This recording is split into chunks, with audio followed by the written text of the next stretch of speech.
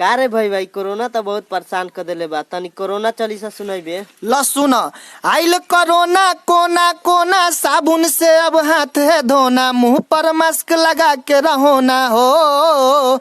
3 मई के लॉकडाउन ना हटी हटी तो बड़ दुर्घटना घटी हो। सोशल डिस्टेंसिंग है जरूरी, राखो 1 मीटर की दूरी, बिना काम के रिस्क लो ना, जान लेवा है ये कोरोना, जान लेवा है ये कोरोना। में कांटा कोई हाय न चुभ जाए, मैं दीवानी हो जाऊं, तेरी बातों में खो ना जाऊं। हफ्ता में 1 दिन जींसवा के चैनवा में तेल देते रहिए हो भैया, न तो ये लॉकडाउन तो खुल जी तो, बाकी जींस के चैन ना खुलते हो भैया। अरे बाहर में जाके राजा करेला कमाई, ससुर में झेलिले सितम, तेरा भरोसे पिया घरवा में रही, सच सच कहतनी हम।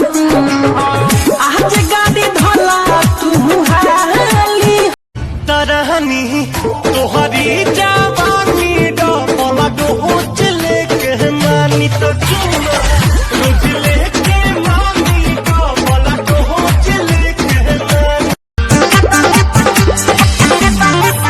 कहियो के धनी ना तालिका ना बाली, ए राजा सोना, कहियो के धनी ना तालिका ना बाली, बुद्धि रहे लड़ी झुमका ले आइला पिया हो, झुलनी रे ले आइला, झुमका ले आइला पिया हो, झुलनी रे ले आइला, काहे ना ले आइला पिया हो।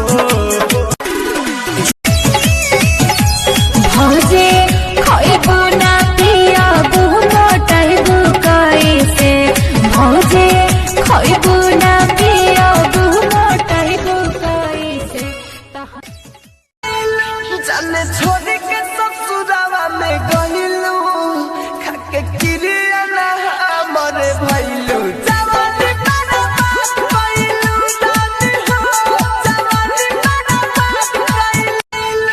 ई साला बचपने में ठीक हलाई, ना फैशन के टेंशन ना पढ़ाई के टेंशन, दिन भर लांगते घूमा आ खाना खा आ रोते रहा।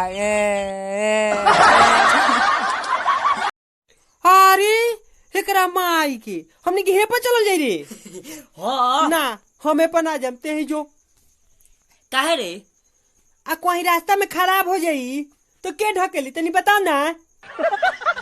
उस्ताद जरा बाहर पानगुंटी से चुनवा लफाई तो नहीं यार, पगला गुलाई का हमारा बाप चाचा रोड रास्ता में खड़ा रहो, छोपा पा गेली तो देख ले तो हमारे खैनिया छोड़ा दे तो, और आज बोले चुना लफाओ, कल बोली मसल दे लगड़ दे, परसों बोलबे उस्ताद जरा बाहर के मौगी खेला करी, खोल दे छै बकरी, तोड़ ले छै रही जाके साग, बेटा के हमर बहुत छिकिया, जानो याद छोड़ी के बीच। बच्ची आला से भाला हो जाएगा। आवाना लौटी जा, आवाना लौटी जा, आवाना लौटी के तू लहे लहे भूत जा, आवाना लौटी जा, आवाना। अरे काम के फोन रहे यार। कौन काम बा? 1 घंटा 2 घंटा कौन काम बा रउआ? सच कला पति का बुझाता। अरे तो का करी रे? हाँ तो फोन उठाल गई ना हमार। बतियाई ना। हाँ तो जाओ ओकरे से बतियावा।